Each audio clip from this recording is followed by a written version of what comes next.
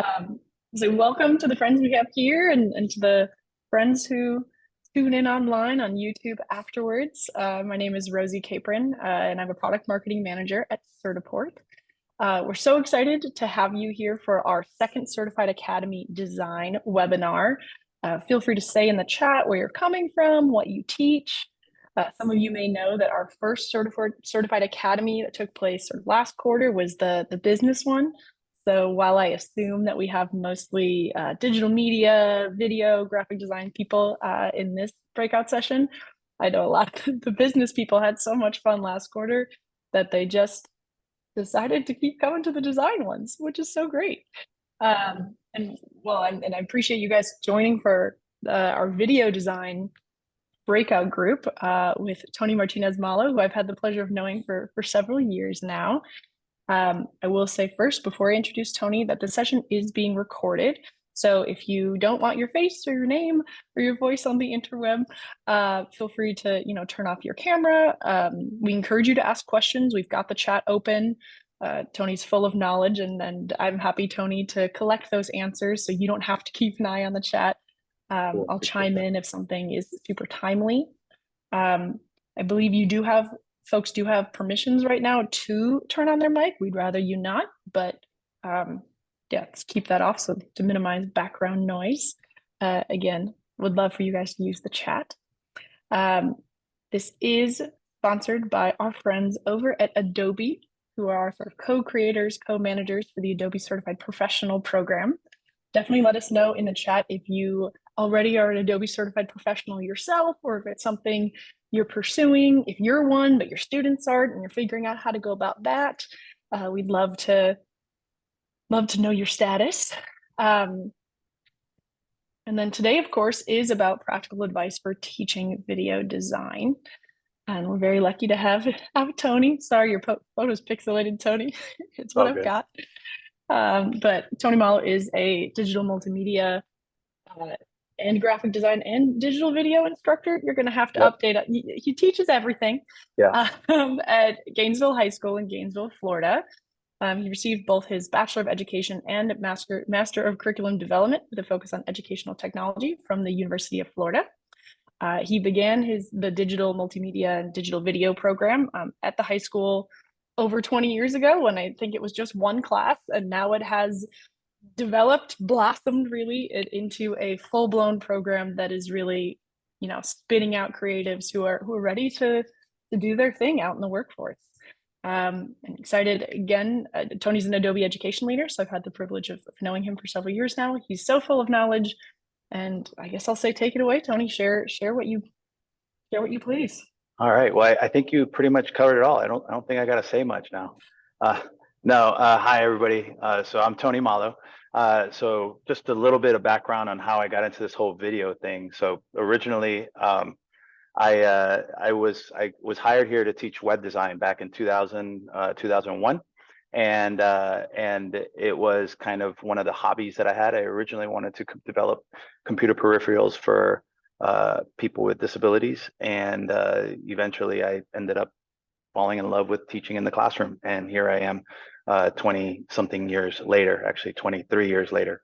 That one class from web design all of a sudden turned into a hodgepodge of graphic design, coding, 3D printing, all this wonderful stuff. And the teacher that used to teach TV productions here actually was moving to Arizona, and the kids didn't have a teacher. And so they were going to cancel the class. And the beauty of that is that the kids actually petitioned the county to bring back the class. And they were, dead set that the class was going to be canceled. They petitioned it, they did rallies and everything. And it was the students that actually brought video to GHS. So I teach digital multimedia 1, 2, 3, and 4, digital video 1, 2, 3, and 4, and I do after school crop here at Gainesville High School. So they asked me to come and speak to you guys a little bit about some of the things that I do. So I'm just going to focus on my video section. So I've been learning video along with my students because my original classes that I took at UF was mostly TV productions. So I didn't really have a lot of knowledge. And this was back in the 90s when we were still using tape and, we weren't really using digital. And then because my students were so into it, I had, throughout the years, we've been growing and growing and growing. And so one of the things that I wanted to share with you guys is some resources that really have, helped me a ton.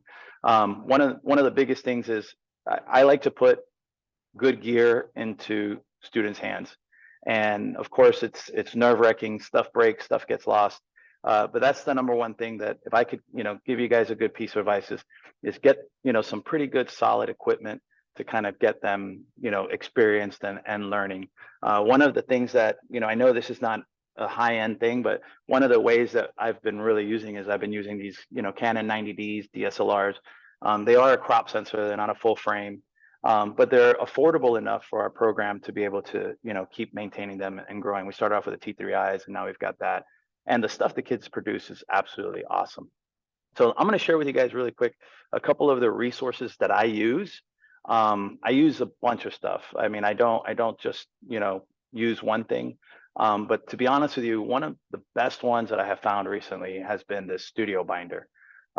They break things down so clear, so concise, especially if you're getting really deep into, camera angles and you're getting into shot sequences and storytelling and everything. This has been an invaluable resource. Of course, there's Film Riot, there's so many different resources online, but this right here is something that I constantly find myself going back to over and over again. And what I like about it the most is that when they show you, some of the ideas that they're trying to convey, they show you with video that with clips of movies that are in Hollywood currently. So it's the kids can relate, so there's, Avengers, there's, all the different things, and they show you the cuts, and it's absolutely awesome. So this is one of the resources that I use, and it has really helped a lot of my students out as well. From my program, I've had several kids go to FSU Film School, NYU Film School. I have kids go to SCAD. I mean, they end up embracing it. And I mean, I've had Emmy Award winners. I've had a couple kids that have that are right now working in Hollywood. Some are working in New York. So I have kids all over the place, and a lot of the stuff they tell me is the little resources. And once again, putting this gear in their hands really, really kind of open their eyes to the industry. And then hopefully I remember to come back and talk a little bit more about the industry. One of the fun projects that I do is, unfortunately, COVID kind of messed it up for a year there. But one of the projects that I do is called the 24-hour film challenge. And so what I have done in the past is I've partnered up with Full Sail University in Orlando, and they have a backlot, and they have been absolutely awesome. We take a bus down there. We start off at about 8 o'clock in the morning, and I give the kids a prompt. I give the kids a prop, and I give them a line that they have to use in their story, and a line that they have to use in their story, and all of them have to do it. They get into groups, and it's a blast. So here's like some of the pictures of that project right here. These are the groups. We kind of made a big. This is our first inaugural year doing it. And it was awesome. Funny story about this day. This was 2019. Yeah, 2019. We had tornadoes come and rip through the area, and it kind of was. We got stuck there for a while, so they were very hospitable. But they got this nice little back lot. I don't know if you guys can see that. Have a good day, man. They have a nice little back lot right here that my students were filming, and then we came back to our studio. To our lab, and we edited here till about midnight. Some of the kids left and filmed some extra stuff outside. But the stuff that they were able to create in 24 hours was absolutely awesome. And they were so motivated, and they just had an absolute blast with it. So this is some of the gear that we have. This is a DJI Ronin. Is that the Ronin? No, that's the Zhiyun cranes. And there they are with, setting their stuff up. And this is something that I love when I go to the sets, because people constantly like, your kids are real professional. One of the big things that I do is I put a lot of the responsibility on them. So one of the things that I do is public speaking, but most importantly, whatever project that they do, they have to go to the front of the room and they have to present their project. They have to pitch it, they have to sell it, and they have to make sure that they take ownership of what they have done. So a lot of times these kids are like, I don't want to go up there. And I'm like, why? Well, my project's terrible. I'm like, you got to own up to it. So that slowly starts to build this very like, prideful work. And they'll go up there and do it. Of course, you get those couple knuckleheads that will sell it really well. And all of a sudden you watch a video and you're like, oh, this is terrible. But no, but I mean, a lot of the kids really, really embrace it and do awesome stuff. We don't record on camera audio. That is the bane of my existence for these guys trying to really hammer in audio. Audio, I always tell them audio is about 80% of your film. And so this is probably one of the things that I've really emphasized a lot. I've bought some Rhodes, I've bought some externals. And one of the reasons why I don't let them use on camera audio is because a lot of times when that lens focuses or it does different things, it kind of crackles and it messes things up. So I teach them the off-camera audio and lighting, same thing. We do off-camera lighting as well. I mean, controlled lighting, whatnot. But yeah, so these are some of the pictures of that. There we go. So you can see some more things. It was really fun. Okay. The other thing I know in certification is a huge, huge, huge thing. And to be honest with you, I know we have geometrics, and I only use geometrics for a review. I don't use that to teach them how to actually edit. To actually edit, I have them. So, all right, this might sound horrible, but basically what I do is first weeks of school, I hand them all a sheet.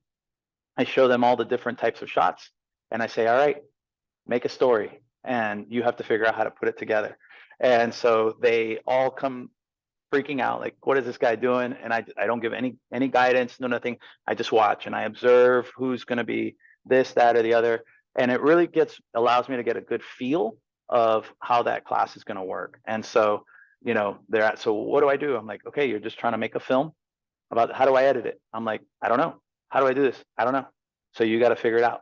And so, it's really fun to watch them freak out and do all that. But then, I start to slowly guide them and I teach them. I literally go through working Premiere. I use a lot of small projects. So we start off with a shots project. So we talk about all the different shots, medium, close up, and they just kind of go around school and they film and then they bring it down and then we use their stuff and I show them this is how we organize it. This is how we get everything together.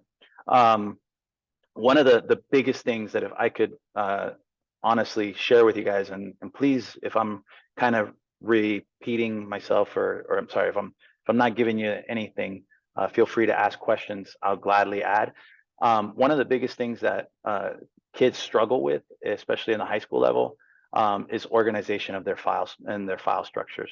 So I'm going to try to stop sharing here. Give me 1 second. And I don't see where I can stop sharing. I'm sorry. Hey, how do I stop sharing, Rosie? I want to stop sharing that screen. That's a great question. I am like stuck here.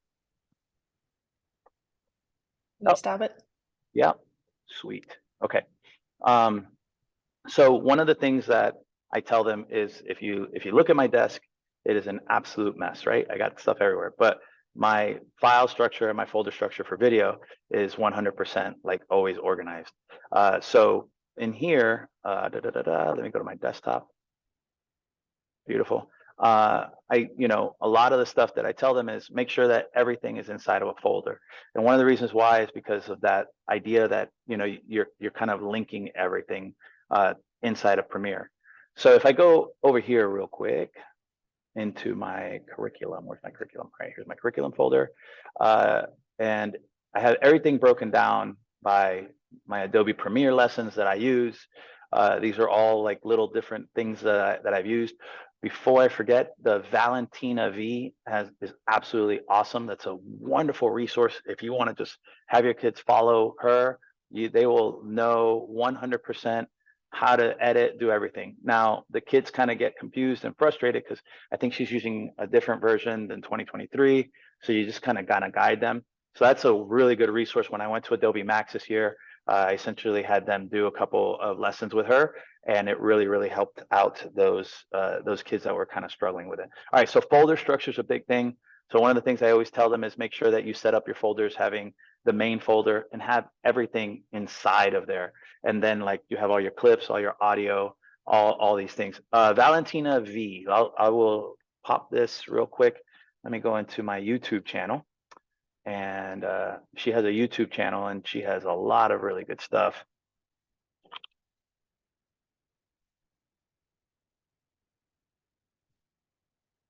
And so she has this complete beginner's course right here. Absolutely awesome. This right here, I mean, I can't, I mean, she has it all broken down with the assets, not only the assets, she also has, let me see here. She also has, here, I got it here. I don't know why I'm doing that. I have it right here. So inside of here, it has all the assets. And then, you know, with the audio, and she even has a PDF. So you want to follow along with the PDF. This is not where I wanted to go. Why is that playing? I'm sorry. She even has a PDF that if the kid wants to follow step by step, or if you want to teach it step by step there with the PDF, absolutely awesome. So highly suggest that one. So that's pretty much most of the stuff for Premiere. The other thing that I do a lot of is also After Effects. So After Effects is probably one of the oh yeah, After Effects right here is probably one of the funnest ones because now you're kind of getting into applying some of the Photoshop. It's like if the way that I explain it to the kids is like it's like if Premiere, Photoshop, and Illustrator got together and they had a baby and it birthed After Effects. So After Effects allows you to create motion graphics. It allows you to go in there and create animation, allows you to go in there. I mean, it is a massive program. It is extremely overwhelming for the kids. I am not going to lie. The first time they look at it, it's like, boom.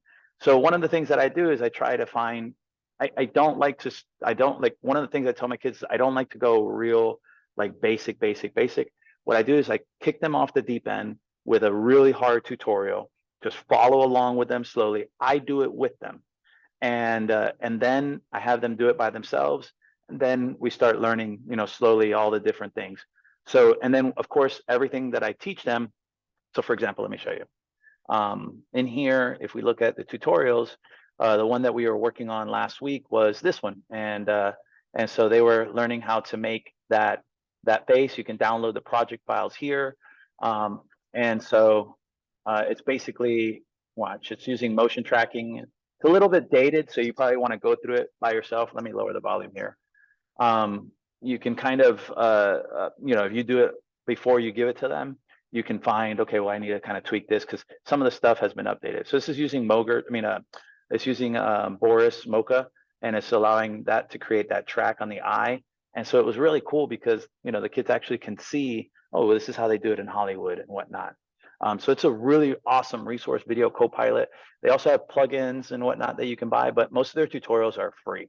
And if you want to get into like some extra stuff in there, they've got it. If you want to add in some, you know, what was the other stuff that they were doing?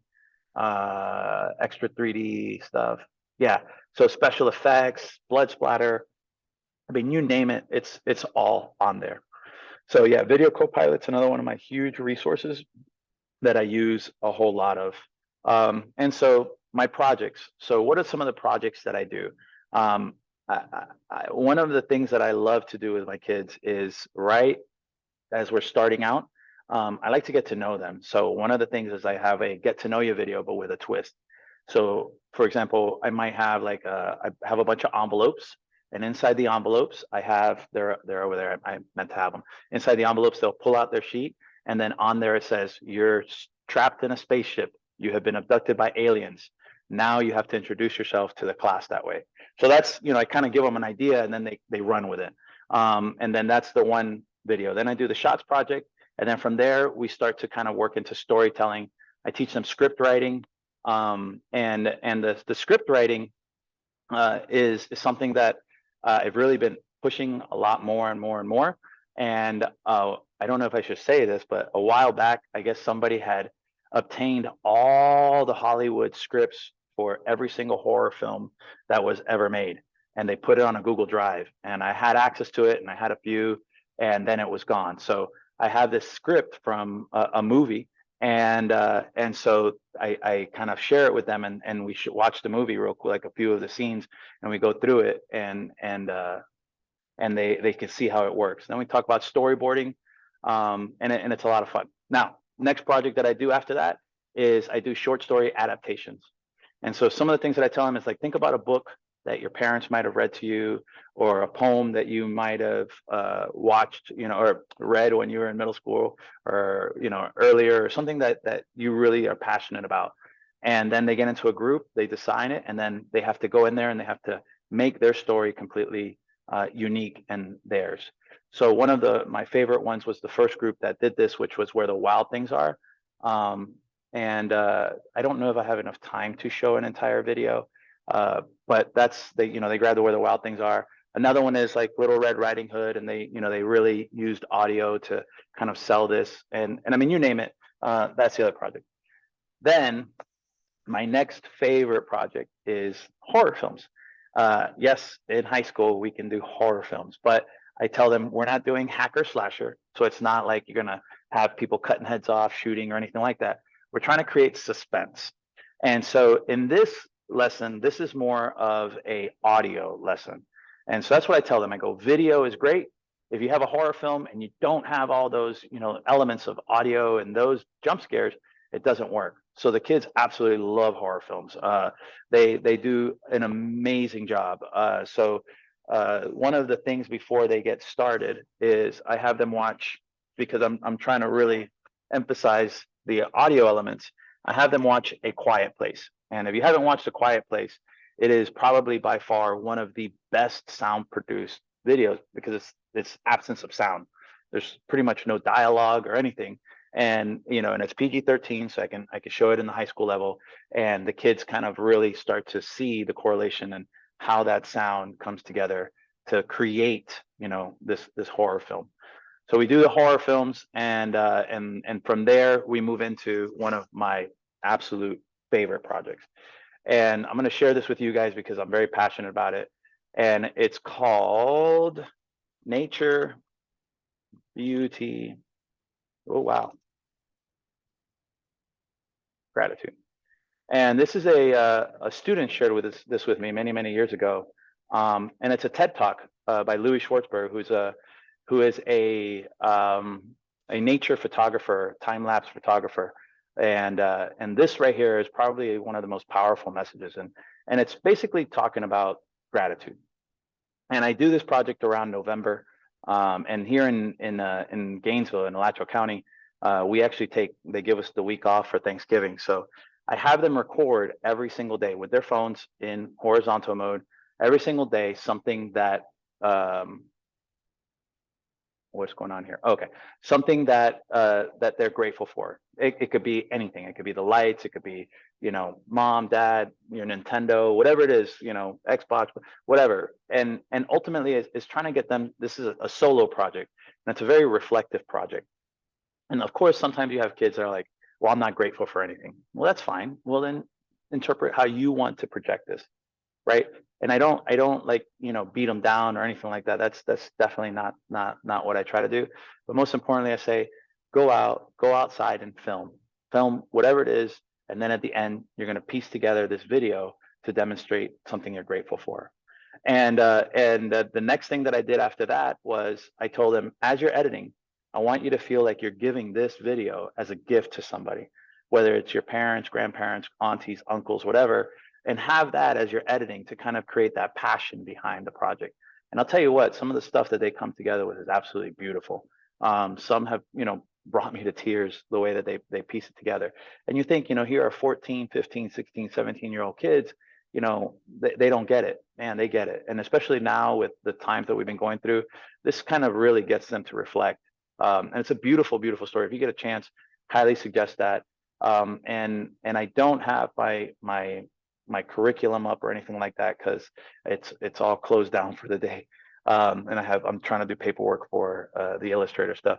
But that's one of the things. If you want to reach out to me later and you want to ask me, hey, what are some of the things you do that, I'd be glad to share. Now, throughout this entire process, I have them thinking about portfolios. So they're piecing together portfolios as they're going along. And the way that I do portfolios is it's just a creative piece that you're using any elements that you were a part of, whether you were the director, the sound designer, the actor, the actress, the editor, whatever you want to use to piece together this portfolio to showcase the work at the end of the year. Some of the other things that I do is music videos. I do another one where it's a one take film. That was really, really cool. I got that idea from this video. Oh man, let's go in here. And it is, I'm drawing a blank right now. I'm sorry, I should have had that prepared. So yeah, I have tons of lists, like my horror film writing. Here's all my different films that I show them. And then, here's a ton of different, shots and whatnot. Here it is. Yes. So it's nursery rhymes. And so this is a really, really heavy film. And I say heavy because it kind of really messes with your mind. So every time that you think you have it answered, you don't. Like, for example, you think you know what the story is, but you don't. And so this is a one take film. So it's essentially, we're trying to hide the cuts. And so you have this guy, he's singing, you're trying to figure out what's happening. And the kids, it really engages them. And it turns out that this is a car accident scene. And it's wild. So once again, if you want to check that out, by all means, feel free. That's an absolutely awesome, awesome one. All right. Other projects that I do or have done is we do stop motion animation. I haven't done that in a while because my classes originally, we used to have like 10 kids, 15 kids. Now we have, 30 and 40, and space is very limited. And especially with only 50 minutes a day. And, we have kids that don't have a lot of space to create their stuff. So, haven't done that in a while. Right now, this past week, AI is a big thing. And so one of the projects that I thought of was, what can we do with AI to develop a film? And so I told the kids, I go, here's what I want you to do. I want you guys to come up with a STEM, a question, protagonist. I want you to tell me what kind of story that you want, and just give it to me in a brief two sentence breakdown. And they did great. And so then I said, okay, I'm going to take your STEM and I'm going to plug it into Chat GPT, and I'm going to have it generate your script. And sure, there's a lot more to it. But what I was trying to explain to them is, look, AI is coming, right? And so pretty soon, we need to learn how to work with it. We need to learn how to kind of, figure out the space that is AI in film, in the industry, and all that stuff. So I wanted to give you guys a leg up. And so it was real fun. They did some really, really good things with that one. What we did is I had them come up with we got 3 different scripts that were written by Chat GPT. And then I said, all right, you pick the ones that you want. And then you have to kind of stick to it. If you want to kind of, piece some things together, by all means, go for it. And they did an awesome job with that. That's pretty much my class in a nutshell. Does anybody have any questions or want me to show them anything else? I'll be glad to. I know I only have about 4 more minutes, so I would love to share anything that you guys might have. If you want to put it in the chat, I can add that. I'm gonna get this off my screen. Yeah, so we do this one take project, which is the motivation behind it was from the film, I think it was 1917. Absolutely awesome. And it's kind of to teach them how to use that camera motion to hide their cuts in there. I guess since nobody has any questions, what I'll do is I'll show you some of the stuff that my kids use. We use booms. So this is one, I switched from the little, micro plugs to XLR. This has been a huge game changer, mostly because kids, it's a little bit sturdier. At the bottom, there's another one. And so they learn how to use their audio. We have some Sony headphones, definitely use little off-camera LED screens. And then they learn to work with slates. They absolutely love this. For a while there, they would just write anything. And so we learned how to use that.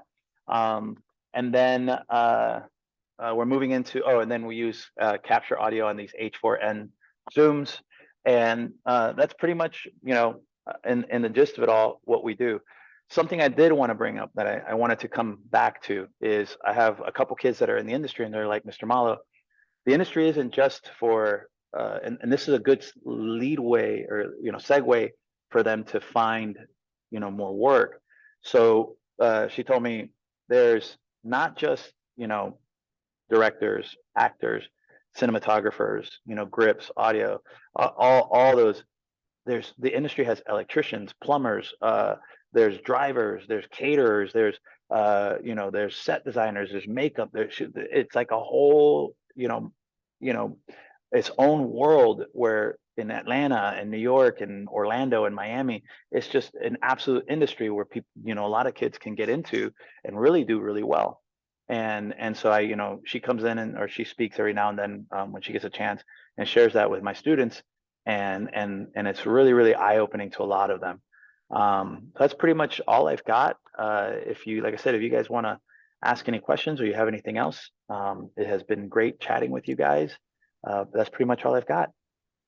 Did you think I I'm got it happy all? to ask a few questions. All right, go for it. Which I've been furiously taking notes because All this right. has been such good advice, such good project ideas. Yeah. I know after every time we do a session like this, people are like, "Can you give me every single link that he talked about?" So don't worry, I've been If collecting those. I mean, if you look here, I mean, can you guys see my screen? If you look Yes. here, I have years, 20 years of links and videos and stuff that I've used. And I mean, I've stolen a lot. I've come up with a lot. I try to keep things, relative to kids, Yeah. because, I might not like a certain genre, but they do, and so one of the things that I always tell them is, humor is hard because, you know, I'm a much older person than you, and so I might not find the what you find funny, I might not find funny, or other people, and so it becomes a really good challenge for them to find how they can, do that. So it's cool. I mean, it works out. So, but yeah, I have a ton of links. I have a ton of stuff. Like I said, if you want to email me, I'll be glad to share with you, whatever questions you might have. I'll do my best to answer. But this is a very student-centered driven class. I find out where they're at, what are their likes, what they don't like, and then I kind of tailor it to them. And I tell them, I go, this is for you. I'm here teaching you guys. I'm the facilitator. Whatever it is that you guys want, ask, man, I'll figure it out. I'll learn it. I'll buy it. We'll get it and do it. So yeah. That's such a great attitude to have. And I mean, it also explains why your program has grown so much, Yeah. that it's clear Yeah. why when students have this opportunity to actually take ownership of their work, and make things that they're so proud of. But then you've also snuck in a bunch of really great lessons, obviously about the software, obviously about just, the sort of art and science of this work, also about things like, I love your point of being organized, someone who's really having their first time, whether an intern or entry level, working with other people, not just friends or themselves. Exactly. People are going to judge how organized your files are. So I love that you've sort of found this great balance between letting the students go wild Hmm. and making sure that they learn stuff Oh and that yeah. they're ready for Yeah. the You, world. you come in here during filming or like during that's another thing. I always play the final countdown right when their projects are due. And I have a whole playlist, and then the moment is due, I go, all right guys, we got 50 minutes to get it done, and I start the playlist and they're like, really, you got to do that to us? And I mean, I ham it up, I have fun. I mean, it's work, but I've made it a blast for me. Well, the only problem with that is that someday they'll hear that song in the grocery store and they're just going to immediately start sweating. They're Yeah, like, that's when why they am I text me. anxious? Why am I thinking of my high school video teacher? Yeah, they'll text me and like, dude, you ruined this for me. Yeah, Denise, Yeah. man, folder structure is, oh gosh. And the thing is like, so, okay. So this is something that, and I'm not gonna lie, for the first 5, 6 years that I was using Premiere, because remember I came from tape and we would go tape to one VHS to this and the camera. So the one thing that I didn't know for my first 5 years of using Premiere, and I hate to say it, is I didn't realize that it wasn't that the file is inside of Premiere, that it's a link from the computer to Premiere.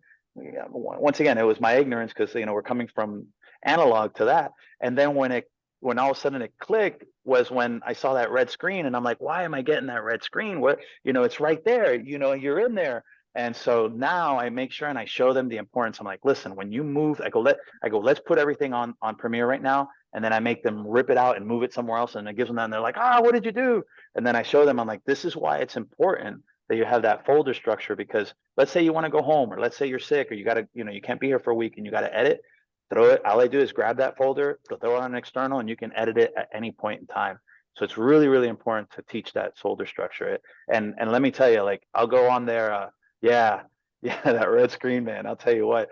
So yeah, so that once it, like, I kind of show them and make them understand that Premiere doesn't actually have the file inside of it. It's just using a link to find it, and then it kind of grabs it and plays it back for you. Once they get that concept, then they're like, okay, I got to keep this organized. So yeah, that's a big thing. And also when you're doing, I tell them, hold, and I guess I should have said this before. Every shot we hold at least 10 seconds minimum. Even if, like, as soon as you go, action, we hold, we do whatever, we hold 10 seconds or a little bit more, no less. And then that way you have at least 3 to 6, 7 seconds in your cuts. So I always make sure, like, if you think about it, if you have a 1-minute film and you're using 3 to seconds, you're talking almost like 20, 30, 40, 50 clips. If they're all over the place, good luck. It just becomes absolutely crazy. So, all right, I'm sorry. I'll shut up and I'll let you go. No, that's such good guidance. And Yeah, I will say, I guess that I have a more open-ended question, go for it. in a very similar vein, which is just, any other lessons you feel like you learned the hard way. Obviously, we're sort of seeing the outcome of 20 plus years of really crafting this. I actually had no idea that you didn't start in video, that you technically started as the web design teacher. That's a fun fact. Yeah. Yeah, any other sort of things that come to mind, whether it's about student engagement, whether it's about teaching them to organize their files, or about certification and sort of how to prepare them? So, Your so video, call. one of the things that I teach them is, and why I love teaching this subject, is video is so very powerful. And I tell them, I go, the tool that I'm giving you guys can change, if you, things for the positive, can change things for the negative. I go, you can learn how to tell your story. I mean, you can do some amazing things. And now with social media and YouTube and the platforms, I mean, the stuff that you can do. I mean, I have a kid right now that's doing NIL deals for football that is just blowing up. And and I'm sitting there going, cut me in, man. But and on the same token, like, I tell them, I go, if you think about it, like, when I play, I'll one of the lessons I do is I show them this quick little short called Lights Out, and it's really, really funny. Well, it's not funny. It's scary because it's literally a lady just walking out of the bathroom, goes down the hallway, turns off the light, and all of a sudden there's a figure, and everybody jumps, and then they're all like, oh, and they're all sharing the emotion. I said, now when I finish that, I go, I want you to think about how it brought all of us together in the same feels at the same time. That's how powerful video is, right? It's such an awesome, powerful tool that you can entertain people, you can educate people, you can persuade people to buy your product. You can, I mean, there's so much stuff that you can do. And then I also tell them, I go, you can also make money. I go, man, the amount of money that you can make. And I lend kids gear. Like, I have a kid right now that's doing all the commercials for a local restaurant here. He's made like $5,000 since December. And I tell them, I go, man, put yourself out there, do weddings. I go, my one of my students, she's at SCAD now. She did my daughter's wedding and did an amazing job. I mean, and I go, think about it. I go, in one weekend, putting a wedding together, you can make $2,000, $3,000, $4,000. I go, and you don't even have to do this as a career. I mean, you could just do that on the side. So that's the one thing that I tell them. I go, I'm trying to give you guys this gift. I'm trying to monetize it for them. I think that's the best way that I have been able to reach these guys, because when I tell them, I go, listen, you go to college, you do all that. Yes, do that.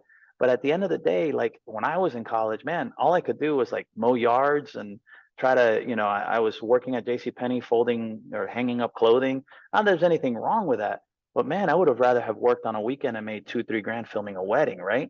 So, little things like that, I tell them, go for it, try it. You have, 3, 4 years, you can use all my gear, check it out. And when they see that, they love it. So, I've had kids make, thousands of dollars while in my class, and just, it makes me so proud. I mean, I've had kids, film stuff for UF. I've had kids do, one actually went out to, worked in a major motion picture in not San Antonio, out there. So that, so those are the things that I tell them to do. I try to give them a little bit of that, why we're doing this. It's not just a, do this because I want you to. It's a, do this because I want you to see how you can get something out of it. And so that's how I teach it mostly. So That's a great point. yeah, I always love hearing it that when students become comfortable putting themselves out there at a young age, because they're going to have to do so much of that, yep, as a professional. You're going to face so much rejection, but you got to keep putting your name in the hat. yep, And so the earlier that they start, the better. Obviously, making a buck is pretty nice too. Make oh sure yeah. that the Emmy winners get you some lunch, Tony. Make sure that they take you out when that should be an obligation that comes with winning an I was award just proud like of that. he. Actually, Um, the Emmy Award winner, actually, he was one of the ones that petitioned to bring the class back. He was the leader of it. So it was like just full circle. Like I was just so dang proud of him. He does all the motion graphics for Major League Baseball. So like when, oh, the thing swoops in and it does that. So yeah, so he was doing that for MLB. I think he's not doing that anymore, but he had a really good run with that. But yeah. that's a lot of work. Oh yeah. Doing it live or all of Yes. that. Oh That's yeah. awesome. Yep. We might have to talk about hooking up with some of your students for our various panels and whatnot. I know folks are always asking us, like, yes, we love the sessions with educators. Absolutely. Occasionally, we got to do some with the young professionals. So cool. Absolutely. You got Um, it. Tony, this was super helpful. I'm excited to send people the recording, excited to pull together the links and whatnot. This is uh, hugely insightful. Absolutely. And I'm going to go watch all those YouTube videos now. All right. Yeah, there's a bunch. There's a bunch of. The nursery rhymes one looked kind of scary. Maybe I won't watch that one alone. Oh no, it's good. Watch it. It's really good. It kind of has you. You're trying to figure, like, every time you think you have the story figured out, you're like, what? Oh no. Oh, okay. And then just at the end, you're like, wow. Okay, that was pretty cool. So yeah, it's a good one. It's a good one. And check out Lights Out. That's a fun one. Exactly. I mean, sometimes just finding the right example and getting it to click for Yep. kids or inspiring them is half the battle. So Absolutely. awesome. Well, thanks to all our friends for joining us, and for asking questions and chiming in about the importance of teaching your students to be organized, as hard as that Oh is. yeah. We have another, I feel like, 6 weeks more of these sorts of workshops covering a pretty wide range of topics. We actually, Tony, have one on AI and its sort of impact on careers in design. So that's going to be a really fun panel discussion. I feel like we should have a second session immediately after that's just for discussing it, Yeah. just for the teachers who went, because it's going to be so interesting. I loved your ChatGPT example. Yeah. I will be uh, I will be sharing that with some others who have been asking about some ideas for how to be incorporating that. So we've got a full lineup. Next week, I believe, is an introduction to Unity, which if you're not using it, or if no one in your whether it's your computer science department or in your graphic design or your digital media department, definitely take a look. The software is free for educational institutions, and there's a bunch of great resources and certifications as well. They're Check actually out the using whole that. lineup. They're also using Unity for set design as well, and green screen and all that. So it's very Yes, powerful. and it's exactly, and folks still conceive of it as being just like for video games. Even then, Correct. saying just for video games as if it isn't a bazillion-dollar industry with tons of jobs. That's one thing, but then also that it's the future of Yeah. a lot of ways. And just to plug another thing for video that I also tell them, I go, like, if you're getting into video game, the storytelling that we're learning, the script writing, the story structure, all that stuff also can play into that career of video design as well. So like I said, I try to show them all the different elements. It's not just make goofy movies. It's all those different things that you could take it to. Exactly, and they can still be goofy as well. Um, and I forgot I should mention again, Oh, this will be on YouTube. If people wanted to check out the other ones, we did have one on Unity, David Manning. So, what did we stop the right. record? Or no, it's still Yeah, going. I will